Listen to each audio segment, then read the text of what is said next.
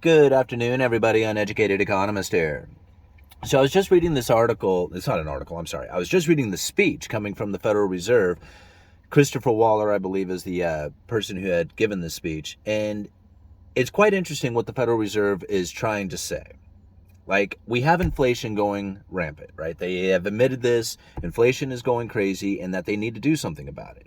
The idea that they are going to raise rates is going to put pressure on demand, and that there won't be as much people or as much demand out there because there won't be as many people taking out loans because they won't be able to make as much of a payment because of the interest rates being up. So if the interest rates on mortgages go up, they won't be able to buy as much of a house, be less house sales going on out there, and people will be feeling the pain from that. This is what the Federal Reserve is asking for. This is what they want. They want to inflict pain upon the people. And they know that it's going to be painful, but they think that it's more painful for the people to feel the inflationary pressures of price increases, especially when it comes to the lower wage and the middle wage earners. But the pressure of raising interest rates is going to be even more burdensome on the entire economy. And that is what they are asking for. So now think about it for just a second. They are going to raise rates to try and put a pressure on demand. Now tell me, when the Federal Reserve says, and we are hoping that we are going to get some relief from the supply chain side, think about those two things for just a second. They are going to put a pressure on demand, right? Put pressure on demand, put it down. We don't want as many people making purchases. And at the same time, they're saying, okay, supply chain, go ahead and do your thing. And the supply chain sitting over there going, we're a bunch of entrepreneurs over here. And although we know there's a bunch of stuff over here, and we know there's a bunch of people over there, but the people over there, you're telling them that you don't want them making as many purchases. So we, as entrepreneurs who know that there's a bunch of stuff over here who need to get it to the people who are wanting to purchase it, but you're telling me that you don't want them purchasing as much stuff, but you want me to invest my time, my money, my effort, my skills, my knowledge into trying getting this material, these products, this stuff to the people that you don't want purchasing it. Okay, tell me again, you want my help for what? As the supply chain side of things? You see where I'm getting at? The Federal Reserve is screwing that part up. They're not thinking clearly, obviously, that if they raise rates, that they are going to put pressure on demand. And if they put the pressure on demand, then why would the entrepreneurs want to try and supply no demand or less demand or more difficult demand out there? This is where the problem really starts to lie, because the Federal Reserve is really not trying to fix an inflationary problem. What they are trying to fix is an inflationary expectation problem. See, that's where the real problem with inflation comes, is because inflation expectation is a self-fulfilling prophecy.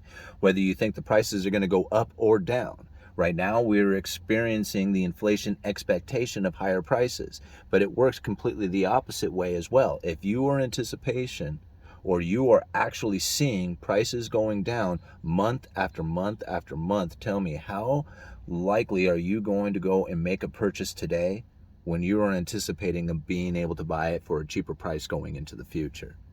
And now a lot of people might say, well, that's not the scenario, but it really is. Think about what's happening with lumber. When lumber started taking off, this is what really gets me, is that when lumber started taking off, and people were like, oh my gosh, look at what's going on. The Federal Reserve and all their money printing is causing lumber prices to go up. All you have to do is just look at lumber for all the inflationary pressure, and that's all you need to look at. Case closed. And I was over there saying from the entire time, this entire time, I have been saying, no. That price that you see going on in lumber was due to a supply chain breakdown that happened before COVID, before the monetary policies. We reported on it time and time again here on this channel. And yet people wanted to tell me I was crazy, and that the Federal Reserve and all the money printing is the reason for it, and that I am delusional. But yet here we are at 600 per thousand, the same price that we had experienced on lumber futures back in 2018, and people want to tell me that I was crazy, that I don't understand how the monetary policy works. I keep trying to say it to people. It's just like, yes, The money printing does cause inflation. There is no doubt about it, okay? There cannot be inflation without the money printing. It's what makes it happen. But it's not the entire story. And if you would just take the monetary policy of money printing out of the scenario for just a second and just look at what really happened to the supply chain breakdown and the forced shutdowns that took place and what really caused the inventory depletions and the lack of availability as far as getting new inventory through the distribution networks in a reasonable manner is the reason why we saw the inflation that we did. If you could at least understand that part and not the monetary policy, then you would see why it is that we are going into some serious deflationary scenarios going into the future. Unless the Federal Reserve has some sort of excuse in order to try and fire up the money printing again to try and stimulate the economy, we are going to have an issue of deflation. Now think about it like this. Inflation and deflation. Inflation is the expansion of money and credit. It has already happened. That part has already taken place. The Federal Reserve is going into monetary tightening. This is where they try to reel in the irrational exuberance. And by doing this, they are going to cause the pressure on purchases to come down. Like there won't be as many people wanting to participate in the economy. Less economic activity happening from these higher interest rates. And now the main key part of all this is wages.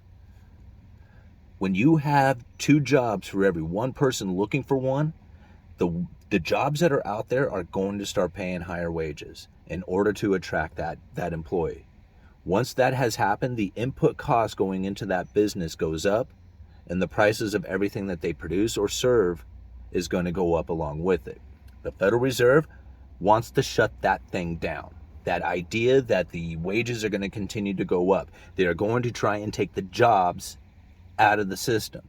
We reported on this just yesterday, I believe, in yesterday or the day before video, where the Federal Reserve is going on the hunt. They're going to try and take out these zombie corporations. These zombies can't exist without ever increasing amounts of debt. So if they cannot gorge on debt, then they are not going to be able to exist. And you can just look at like places like China and Evergrande for examples of how corporations fail as soon as the interest rates start to go up. The investors who are taking on risk by going into these risky corporations, these zombie corporations, find better investments when the interest rates start to rise. So as they go into those investments and there's less available investors going into the zombie corporations start to default. Those are the jobs. The Federal Reserve said it. They want to take care of the inflation expectation, the inflationary scenario, and they are going to take out those zombie corporations. That's going to take the jobs out of the system, and the people are going to start feeling the pain from that.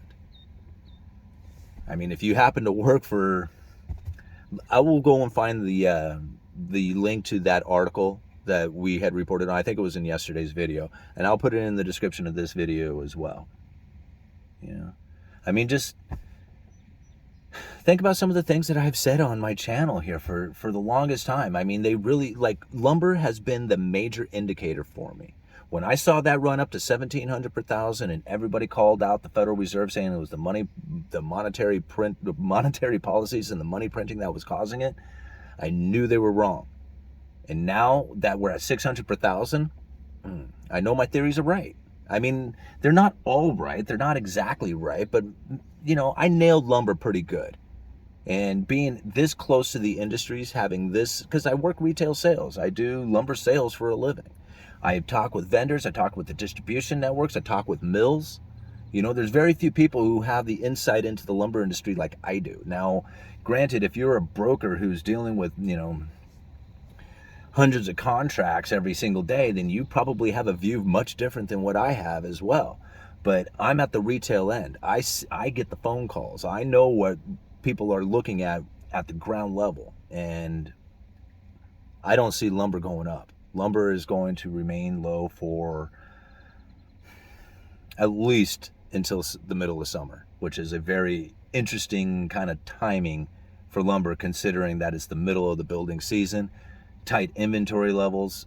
As far as homes go, you would think that, you know, people would be wanting to build homes right now, but I don't know. It's a crazy market.